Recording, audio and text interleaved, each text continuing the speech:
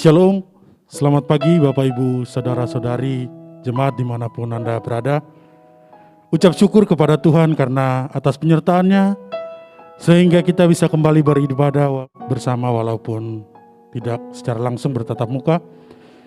Kita juga senantiasa harus selalu bersyukur karena kita tetap diberkati dan dipelihara oleh tangan Tuhan yang penuh kasih. Mari Bapak Ibu, Saudara-saudari jemaat, kita siapkan hati dan pikiran kita untuk beribadah kepada Tuhan di saat ini.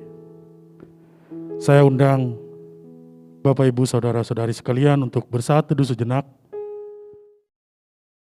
Sambil bersaat teduh, dengarkanlah panggilan berbakti yang terambil dari kitab Kisah Para Rasul 1 ayatnya yang ke-9. Sesudah ia mengatakan demikian, terangkatlah ia disaksikan oleh mereka, dan awan menutupnya dari pandangan mereka. Mari kita berdoa untuk melandaskan ibadah kita di saat ini. Ya Tuhan, dengan kepala kami tertunduk, namun hati kami terangkat kepadamu ya Tuhan, untuk menaikkan doa kami ini. Terima kasih Tuhan, untuk setiap kebaikan, berkat dan penyertaan-Mu dalam kehidupan kami. Sehingga kami masih ada sampai saat ini, kami senantiasa mengucap syukur atas semuanya itu. Terima kasih ya Tuhan, untuk saat yang indah ini, meskipun kami tidak bertemu secara fisik satu dengan yang lainnya, tetapi kami tetap bisa menikmati kehadiran Tuhan dalam ibadah kami saat ini. Engkau tolong kami ya Tuhan, supaya tidak ada yang mengganggu konsentrasi kami selama ibadah ini berlangsung, sehingga kami bisa terus fokus untuk menikmati hadirat Tuhan saat ini. Kami tetap fokus untuk beribadah kepadamu. Berkati setiap kami yang terlibat dalam ibadah hari ini ya Tuhan, baik MC, singers, pemain musik, dan hamba-Mu yang akan menyampaikan kebenaran firman-Mu, serta setiap orang yang mengikuti ibadah di saat ini. Kiranya ibadah yang kami laksanakan di saat ini dari awal pertengahan hingga pada akhirnya hanya mau jadi dalam nama-Mu saja ya Tuhan. Dan ajari kami selalu bersyukur atas nikmat yang Kau berikan, dan selalu memberikan yang terbaik untuk pelayanan kerajaan-Mu di tengah-tengah dunia ini ya Tuhan. Dalam nama Tuhan Yesus Kristus, kami telah berdoa dan mengucap syukur. Haleluya. Amin. Mari Bapak Ibu Saudara-saudari jemaat, dengan penuh sukacita dan sorak-sorai kita pujikan ada kuasa dalam nama Yesusku.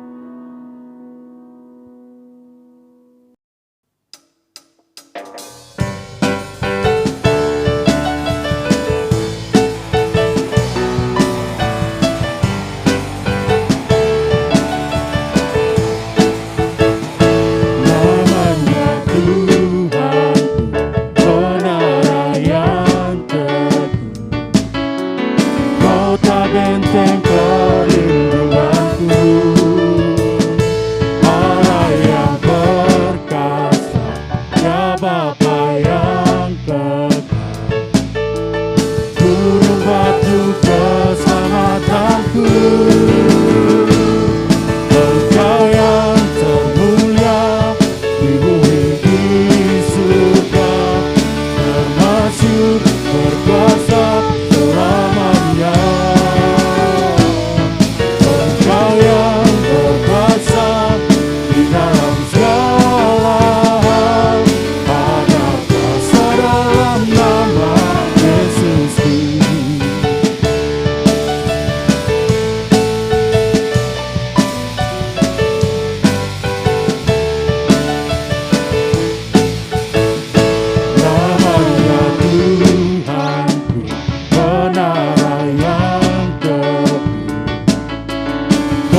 Benteng perlindunganku, Dia Allah yang perkasa, ya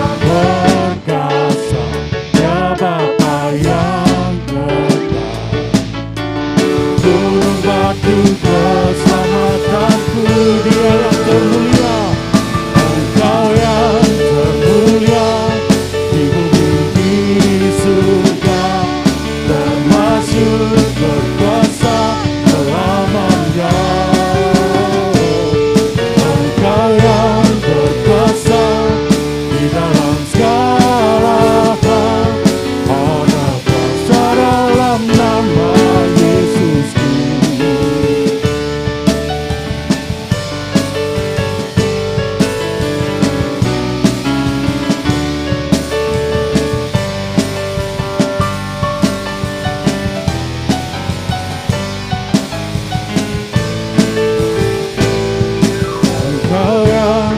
termulia di bumi di surga, termasyhur berkuasa selamanya.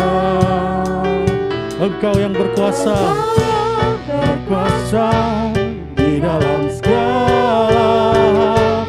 Ada kuasa dalam nama Yesusku.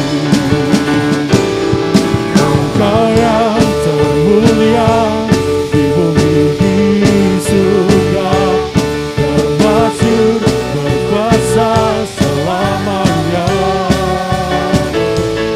Engkau yang berkuasa di dalam segala. Ada kuasa dalam nama Yesusku. Ada kuasa dalam nama Yesusku. Ada kuasa dalam nama Yesusku. Sekali lagi katakan, ada kuasa dalam nama Yesusku. Dalam nama Yesusku.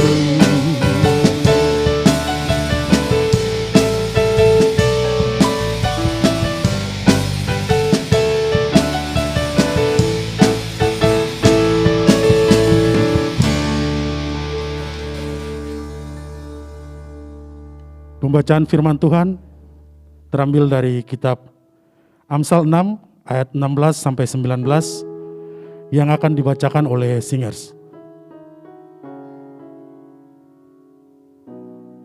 Amsal 6 ayat 16 sampai 19. 6 perkara ini yang dibenci Tuhan, bahkan 7 perkara yang menjadi kekejian bagi hatinya.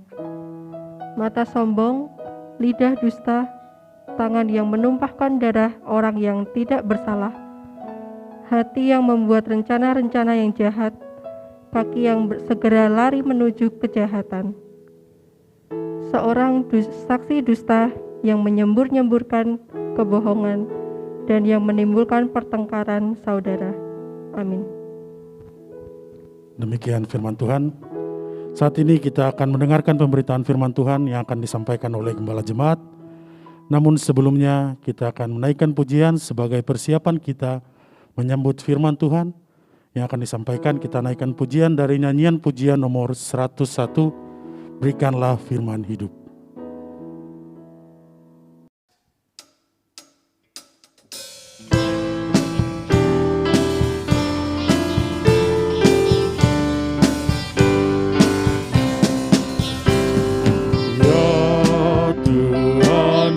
Berikanlah firman hidup, agar imanku tak kena redup. Firman benar kekal yang ku rindu, jadi pedoman bagi hidupku.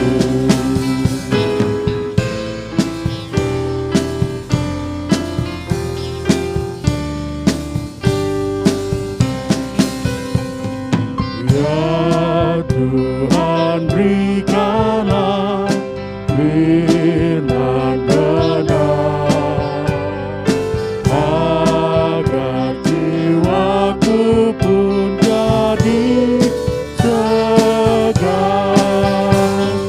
Ya firman-Mu penuh ajaran-Mu yang selalu menguatkan imanku.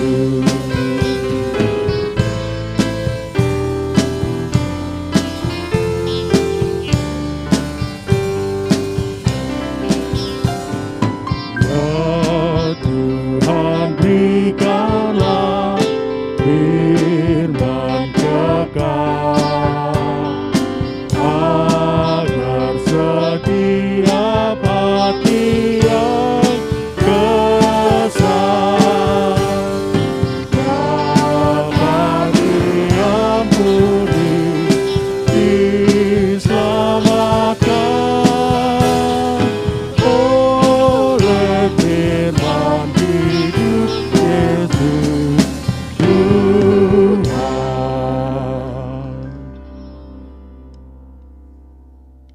kepada Gembala Jemaat dipersilakan.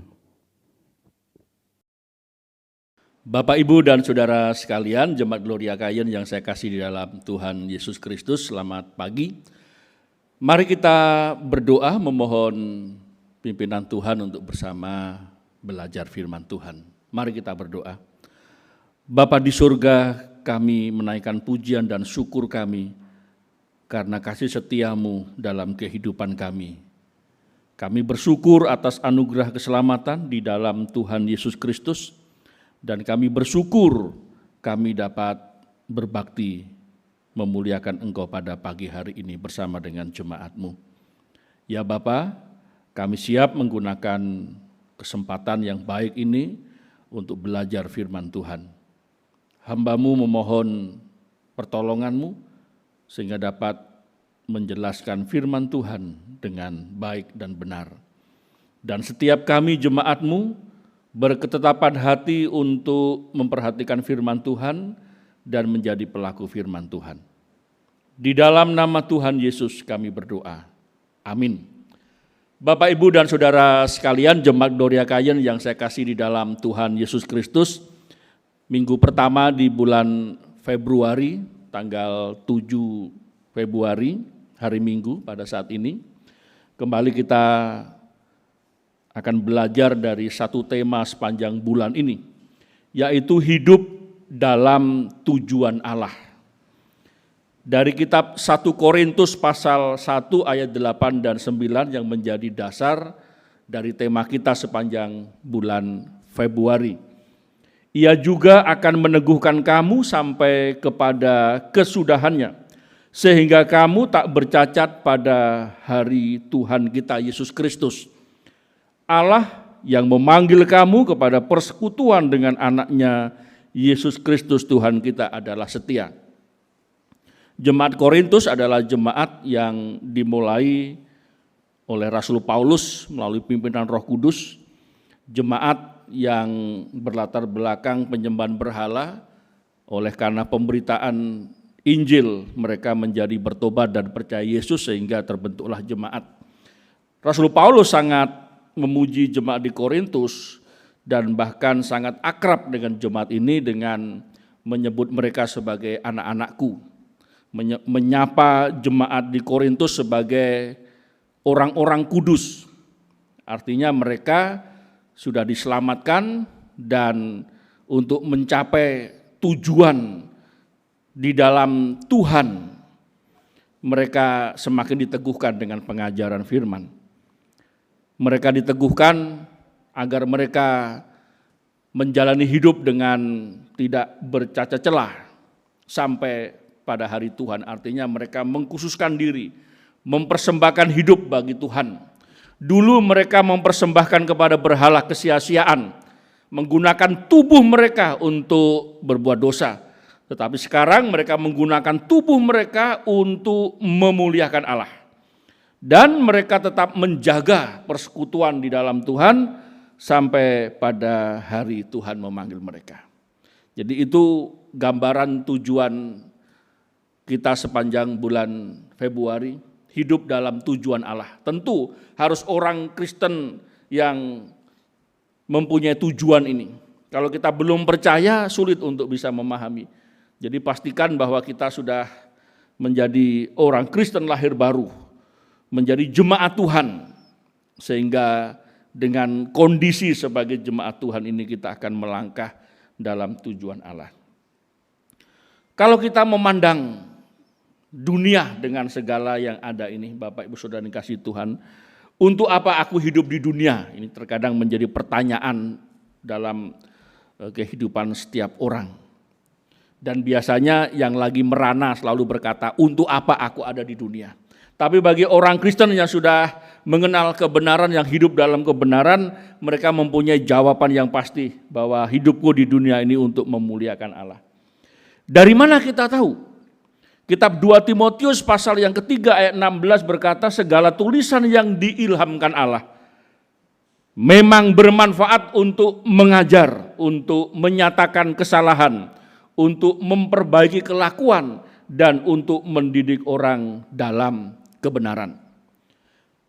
Judul khotbah pada pagi hari ini, Bapak, Ibu, dan saudara sekalian yang saya kasih dalam Tuhan Yesus Kristus, berdasarkan kitab Markus pasal yang ke-11 ayat 15 sampai 19, sikap hormat kepada Allah. Ini bagian dari kita memuliakan Allah. Kita melihat apa yang Tuhan Yesus lakukan pada waktu dia melayani di dunia ini, berkaitan dengan menyucikan bait Allah. Demikianlah firman Tuhan. Lalu tibalah Yesus dan murid-muridnya di Yerusalem. Sesudah Yesus masuk ke bait Allah, mulailah ia mengusir orang-orang yang berjual beli di halaman bait Allah. Meja-meja penukar uang dan bangku-bangku pedagang merpati dibalikkannya. Dan ia tidak memperbolehkan orang membawa barang-barang melintasi halaman bait Allah. Lalu ia mengajar mereka, katanya, bukankah ada tertulis, rumahku akan disebut rumah doa bagi segala bangsa. Tetapi kamu ini telah menjadikannya sarang penyamun. Imam-imam kepala dan ahli-ahli Taurat mendengar tentang peristiwa itu dan mereka berusaha untuk membinasakan dia. Sebab mereka takut kepadanya, melihat seluruh orang banyak takjub akan pengajarannya. Menjelang malam mereka keluar lagi dari kota. Berdasarkan nas firman Tuhan ini, mari kita belajar bagaimana kita bisa memahami hidup dalam tujuan Allah. Dengan belajar dari nas firman Tuhan ini, kita akan menemukan bagaimana sikap hormat kita kepada Allah. Peristiwa di mana Tuhan Yesus mengusir orang-orang yang sedang berdagang di pelataran bait suci pada waktu itu menunjuk kepada kondisi orang-orang yang ada di bait suci pada waktu itu. Mereka tidak lagi menghormati Tuhan yang diwakilkan oleh bait suci sebagai tempat kehadiran Tuhan. Mengapa Yesus begitu sedemikian marahnya kepada mereka dan bahkan meja-meja penukar uang dan bangku-bangku pedagang merpati dibalikkannya? Ini menjadi satu perenungan bagi kita hari ini. Nah, tentu situasinya berbeda, kita tidak lagi ada di bait suci ya.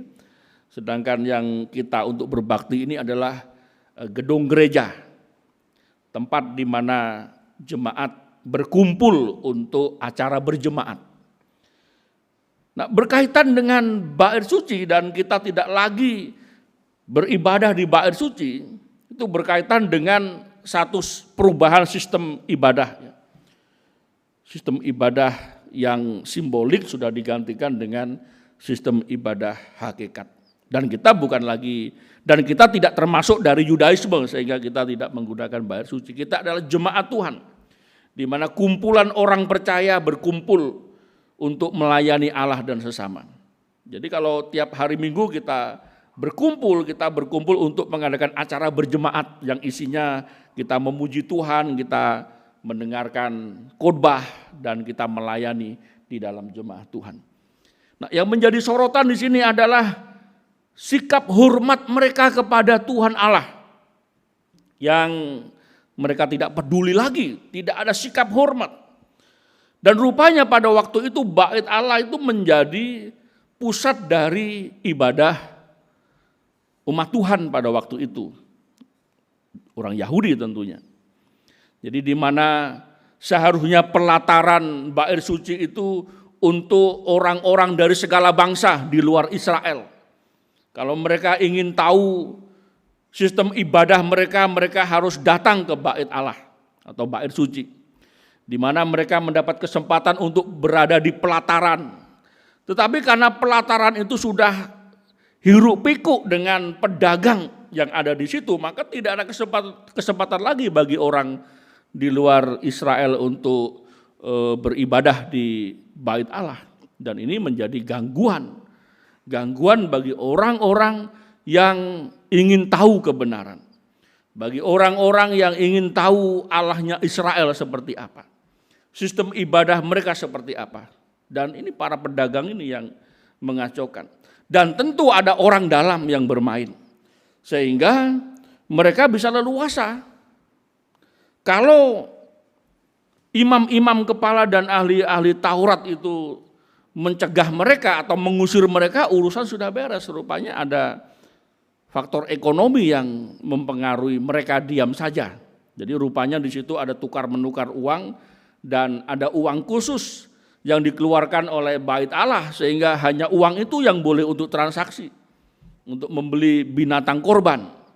Dan rupanya para pedagang itu sudah kerjasama dengan orang-orang dalam, imam-imam kepala, ahli Taurat, supaya mereka dapat keuntungan. Dari apa? Dari transaksi jual beli tadi. Yang seharusnya umat datang mempersembahkan binatang yang baik, yang sehat, yang gemuk, itu bisa ditukar. Jadi lolos seleksi sehingga bisa masuk untuk bisa dikorbankan. Nah, ini kan suatu kejahatan rohani, di mana Tuhan Yesus melihat itu semuanya, dan inti persoalannya adalah mereka menghalangi orang-orang yang mau datang menyembah kepada Allah. Mereka tidak peduli lagi dengan rumah Tuhan. Mereka tidak peduli lagi dengan sikap hidup untuk memuliakan Allah. Sehingga mereka dengan leluasa berdagang di situ. Nah, lalu bagaimana kaitannya dengan kita hari ini sebagai jemaat Tuhan?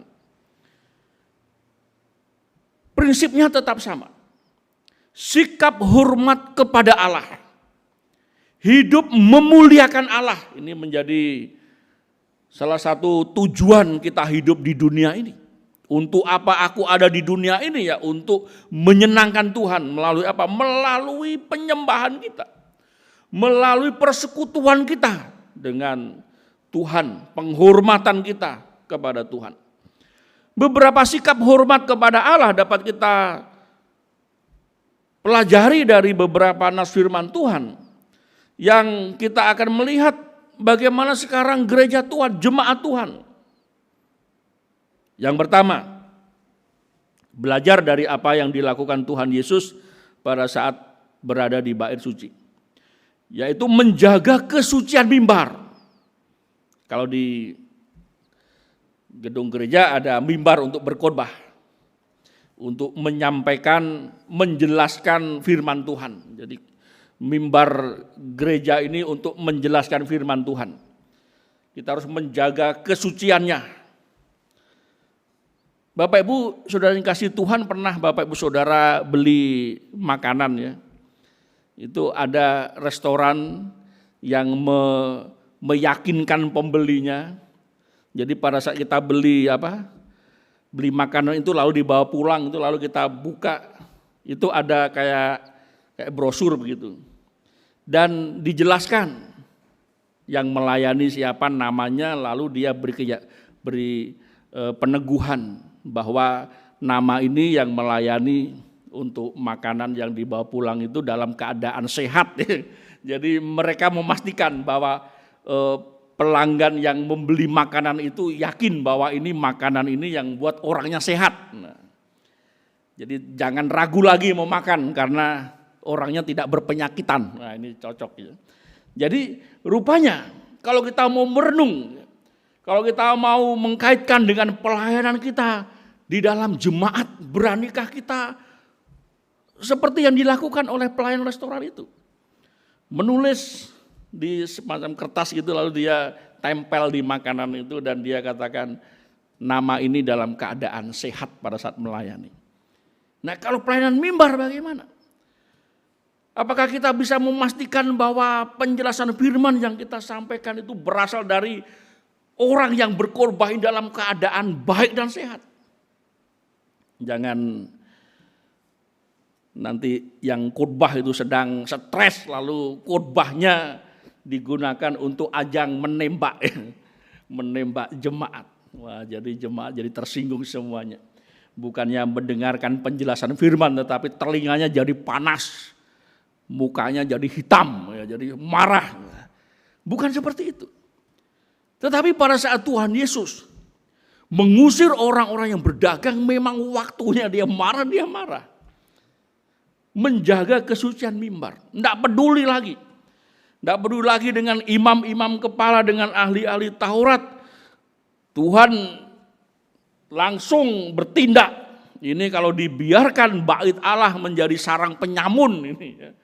Menjadi tempat transaksi jual beli binatang kurban, tempat transaksi tukar menukar uang bait Allah, dan ini menjadi rawan korupsi dan sebagainya, rawan kejahatan. Nah, disitulah dia menunjukkan menjaga kesucian firman-Nya. Jangan jadikan rumahku sebagai penyamun. Nah, Bapak Ibu Saudara yang kasih Tuhan Yesus Kristus, kalau kita lihat rambu-rambu lalu lintas, saudara bisa melihat di bawah ini. Ada huruf S lalu disilang merah itu kan, dilarang berhenti. Dalam menjaga kesucian mimbar, dilarang berhenti. Dilarang berhenti apa? Dilarang berhenti menjelaskan Injil keselamatan. Biarlah mimbar ini menjadi tempat untuk menjelaskan Injil keselamatan. 2 Timotius pasal 4 ayat 2 berkata, beritakanlah firman. Siap sedialah baik atau tidak baik waktunya. Tegurlah, nasihatilah dan doronglah mereka dengan penuh kesabaran dan pengajaran. Ini dari terjemahan Alkitab ayat yang terbuka ya. Alkitab yang terbuka, jadi beda terjemahan. Tapi ini isinya luar biasa. Terjemahannya, beritakanlah firman. Siap sedialah baik atau tidak baik waktunya, tegurlah, nasihatilah, doronglah mereka dengan penuh kesabaran dan pengajaran. Inilah mimbar. Mimbar gereja digunakan untuk menegur, untuk menasihati, untuk mendorong. Kalau mendorong ini biasanya sudah mandek ini, ayo didorong lagi, ayo bangkit semangat melayani. Untuk menegur ini berarti udah ada yang mulai miring-miring, ini tegur, ayo lurus lagi. Menasehati ini biasanya agak-agak tuli-tuli dikit gitu, ayo dinasehati supaya dibuka telinganya. Dan tentu dengan apa? Dengan kesabaran dan pengajaran, sabar mengajar. Sabar mengajar. Kadang-kadang guru tidak bisa melihat sampai kedalaman seorang muridnya. Padahal seorang muridnya ini seorang yang jenius. Tetapi karena dia tidak bisa memahami, dianggap muridnya bodoh. Tetapi dengan guru yang tahu akan kondisi muridnya, dia tahu bahwa ini sebenarnya anak pintar, anak jenius. Cuma beda penanganannya saja. Nah, demikian pula dengan gembala ketika dia berkhotbah, ketika dia mengajar jemaatnya dengan kesabaran dan pengajaran, diajar, ditegur, dinasihati dengan penuh kesabaran. Jangan berhenti kalau kita mau menjaga kesucian mimbar. Kalau kita mau menghormati Tuhan Allah seperti yang Tuhan Yesus praktekkan, bagaimana dia mengusir semua orang yang berbuat bagaikan penyamun di pelataran bait Allah. Jangan berhenti apalagi. Jangan berhenti untuk mengajar, untuk membangun jemaat. Jemaat dibangun dengan apa? Dengan pengajaran yang sehat. Dengan doktrin yang alkitabiah. Firman Tuhan berkata, lalu tibalah Yesus dan murid-muridnya di Yerusalem. Ini di ayat yang ke-15 ini. Sesudah Yesus masuk ke bait Allah, mulailah ia mengusir orang-orang yang berjual beli di halaman bait Allah. Meja-meja penukar uang dan bangku-bangku pedagang merpati dibalikkannya. Dan ia tidak memperbolehkan orang membawa barang-barang melintasi halaman bait Allah. Lalu ia mengajar mereka, katanya, bukankah ada tertulis rumahku akan disebut rumah doa bagi segala bangsa. Ya memang untuk pelataran itu bagi bangsa-bangsa di luar Israel yang mereka datang. Bagaimana mereka bisa menikmati satu peribadatan kalau di pelataran itu dipenuhi dengan kotoran binatang. Enggak bisa. Itu yang menyebabkan bangsa-bangsa di luar Israel enggak mau datang. Karena apa? Situasinya sudah seperti pasar hewan. Jemaat yang dikasihi Tuhan, mari kita sama-sama menjaga kesucian mimbar. Kesucian bukan batas suci, bukan ini, tapi menjaga supaya mimbar ini digunakan untuk menjelaskan firman Tuhan. Yang menyampaikan dalam keadaan baik dan sehat. Ya. Itu seperti kalau seorang pilot mau dinas menerbangkan pesawat tuh dicek semua kondisinya. Jangan sampai ini pilotnya lagi habis marah dengan keluarganya lalu berangkat kerja dalam keadaan tekanan darah yang tinggi, bisa berbahaya. Sama dengan gembala. Ketika dia menjelaskan firman Tuhan, berkhotbah di mimbar gereja ini, cuma enggak ada di gereja ini, gembalanya mau khotbah di tensi, tekanan darahnya berapa gitu. Lalu ada dokter jiwa yang tes ini gembalanya stres atau dalam keadaan baik gitu. Itu kadang-kadang perlu juga ya. Supaya apa? Supaya mimbar ini dapat menyampaikan, menjelaskan firman Tuhan dalam keadaan baik dan sehat. Nah, itulah sebabnya kita harus mendisiplin diri untuk berdoa, untuk belajar firman Tuhan, untuk memuji Tuhan. Yang kedua, bagaimana kita bisa menghormati, mempunyai sikap yang menghormati Tuhan Allah? Datang menghadap Tuhan dengan hati yang tulus.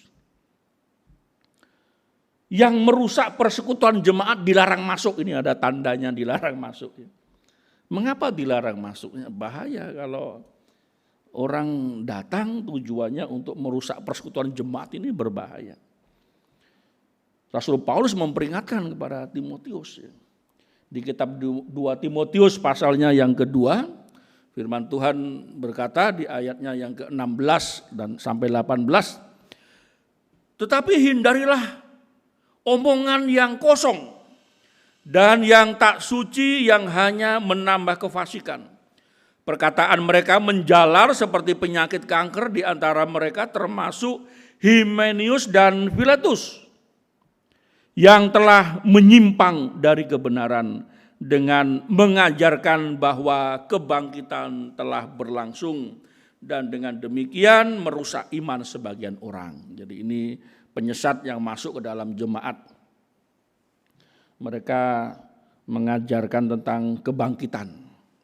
Belum waktunya mereka sudah memastikan tentang kebangkitan sehingga terjadi kekacauan.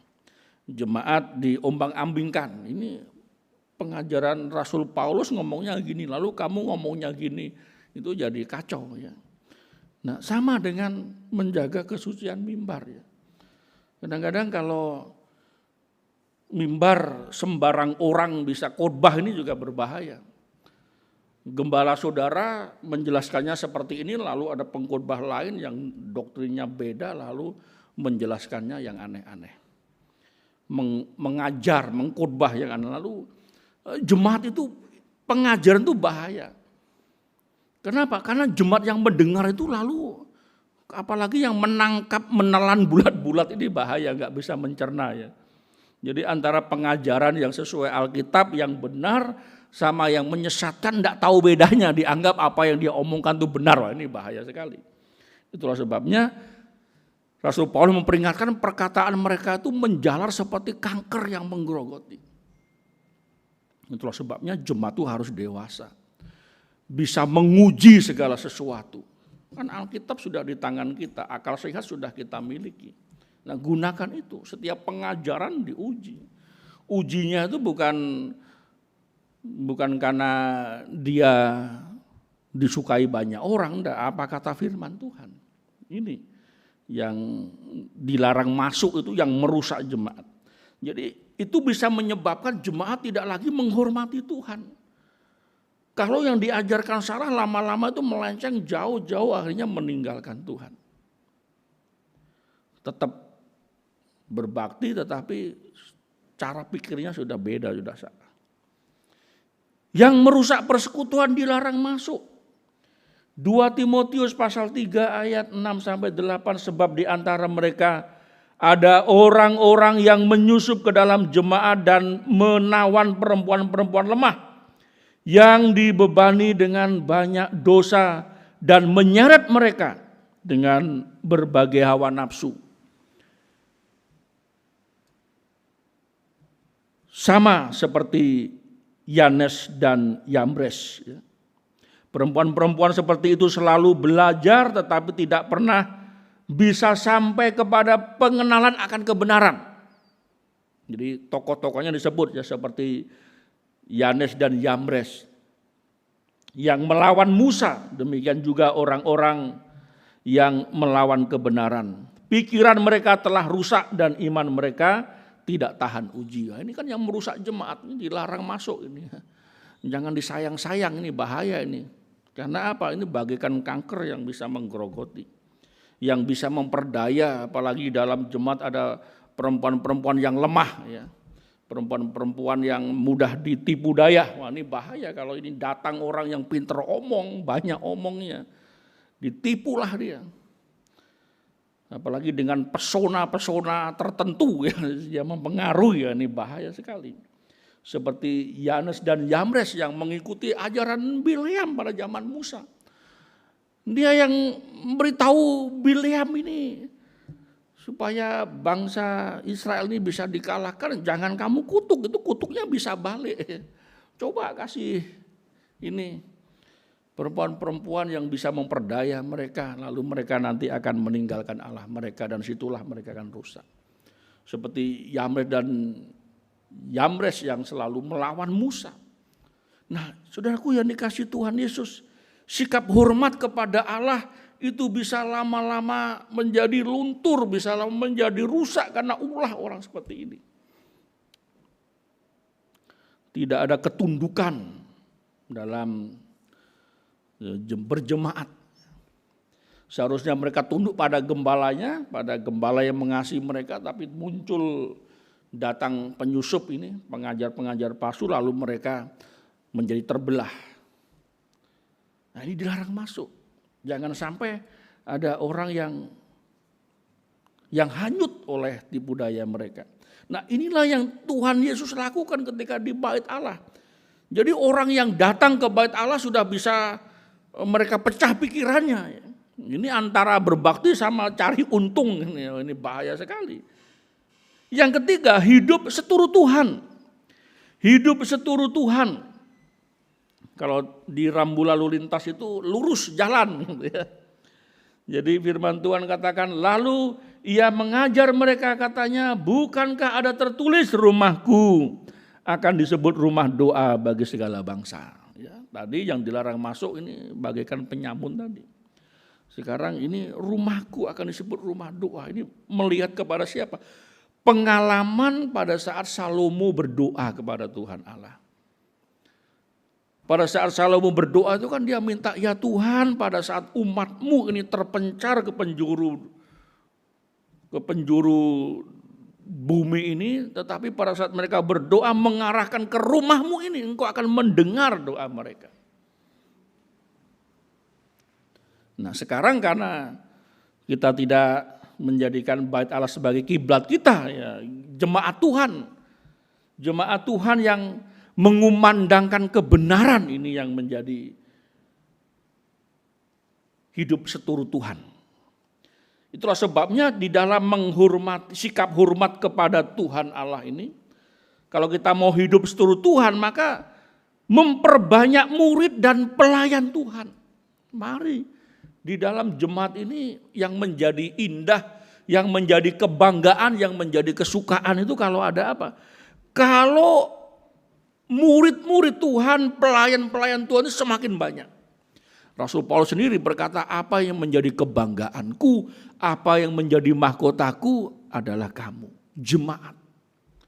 Jemaat yang terus bertumbuh ini menjadi kebanggaan. Jemaat yang dikasihi Tuhan. Ketika kita bertanya kepada diri kita sendiri, apa tujuanku hidup di dunia ini? Salah satunya ini, menghormati Tuhan. Hidup memuliakan Tuhan. Hidup memuliakan Tuhan melalui apa? Hidup seturut Tuhan. Firman Tuhan. Kitab 2 Timotius pasal 2 ayat 2 berkata, berdasarkan Alkitab yang terbuka, apapun yang telah kamu dengar dari aku di depan banyak saksi, percayakan itu kepada orang-orang yang setia, yang juga mampu mengajar orang lain. Mari kita perbanyak murid Tuhan dan pelayan Tuhan di dalam jemaat Tuhan ini. Supaya apa? Supaya hidup seturut Tuhan. Jemaat Gloria Kayen yang dikasihi Tuhan, bulan Februari ini hidup dalam tujuan Allah. Dan pada pagi hari ini, untuk hidup dalam tujuan Allah, kita harus memiliki sikap hormat kepada Allah. Apakah jemaat Gloria Kayen bertekad untuk memiliki sikap hormat kepada Tuhan Allah? Untuk selalu dalam sikap hatinya, dalam hidupnya menghormati Tuhan Allah. Dalam kebaktian seperti sekarang ini, sikap menghormati Tuhan Allah ya sederhananya kalau saudara melihat tayangan kebaktian ini ya layaknya kita kebaktian. Jangan sambil apa begitu ya. Lalu HP-nya ditenteng-tenteng kemana-mana. Gitu. Duduk tenang layaknya kita berbakti. Sikap menghormati Allah. Dalam berjemaat sikap hormatku kepada Allah itu bisa ditunjukkan dengan apa? Dengan mengkhotbahkan kebenaran. Dengan menyampaikan kebenaran. Seperti Tuhan Yesus menyampaikan kebenaran. Meskipun hasilnya imam-imam kepala dan ahli-ahli Taurat yang mendengar itu menjadi marah dan ingin membinasakan Yesus. Orang yang cinta kebenaran itu ketika dia mendapatkan pengajaran yang benar, dia akan terima dengan sukacita, bukan tambah marah lalu mau membunuh Yesus. Ini bahaya sekali.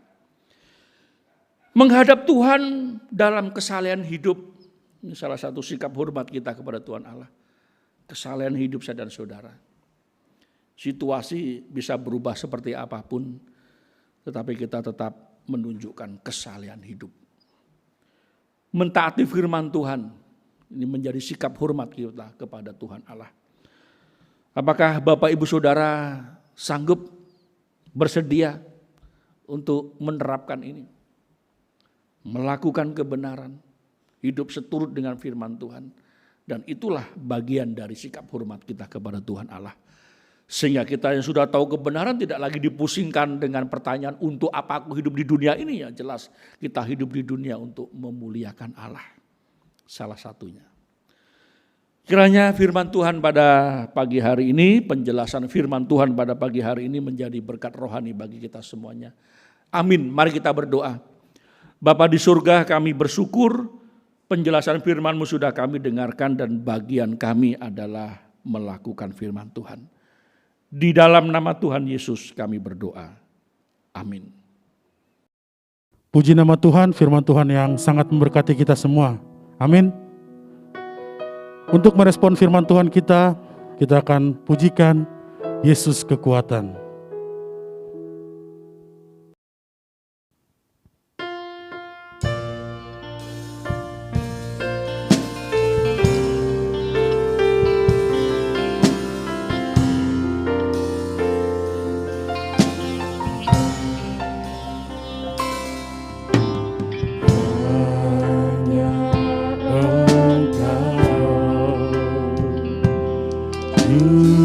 Juru selamat.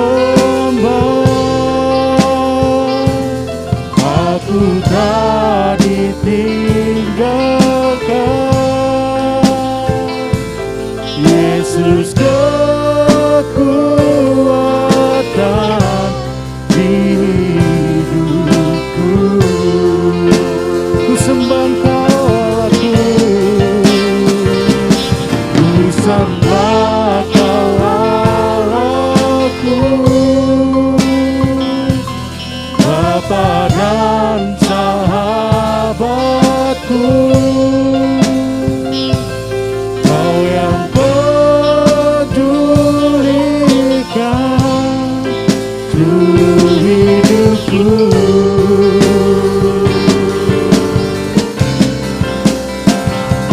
Walau lewati lembah, aku tak ditinggalkan. Yesus kekuatan hidupku. Katakan Yesus kekuatan. Yesus kekuatan. Katakan Yesus kekuatan. Yesus kekuatan. Sekali lagi katakan Yesus kekuatan. Yesus kekuatan hidupku.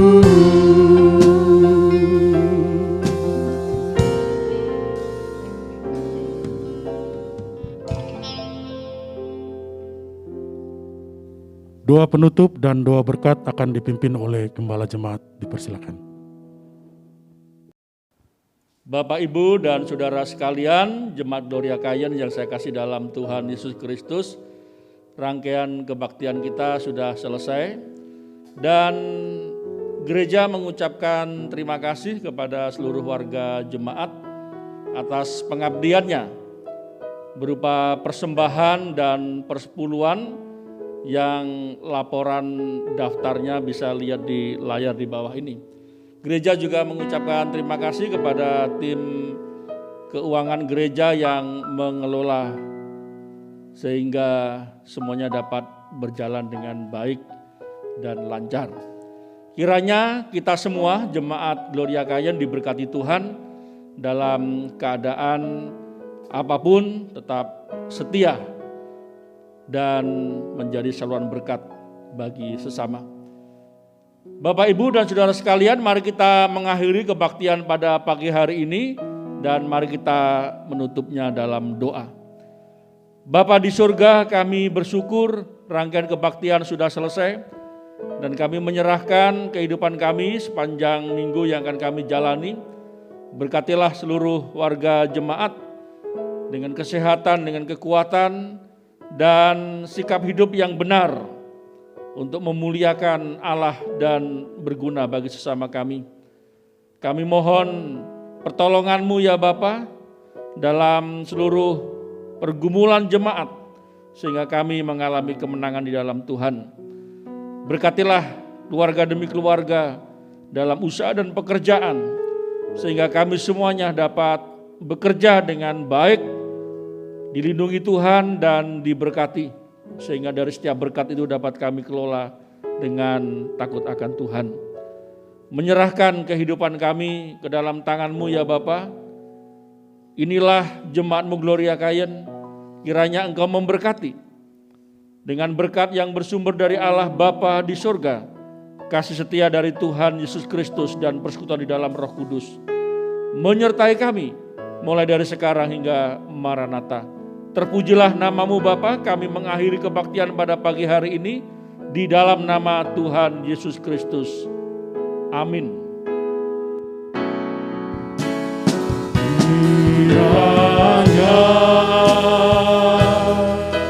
Engkau memberkati aku berlimpah-limpah dan memperluas daerahku.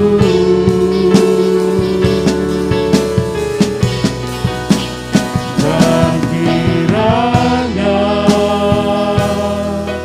tangan-Mu menyertai aku dan melindungi aku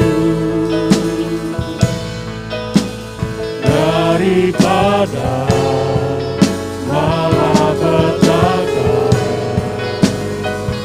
sehingga kesakitan tidak menimpa aku. Bapak, Ibu, dan Saudara sekalian, setelah jemaat Gloria Kayen yang saya kasih dalam Tuhan Yesus Kristus, Selamat hari Minggu dan selamat menjalani kehidupan ini dengan satu keyakinan bahwa Tuhan senantiasa memelihara dan memberkati kita. Salam Maranatha,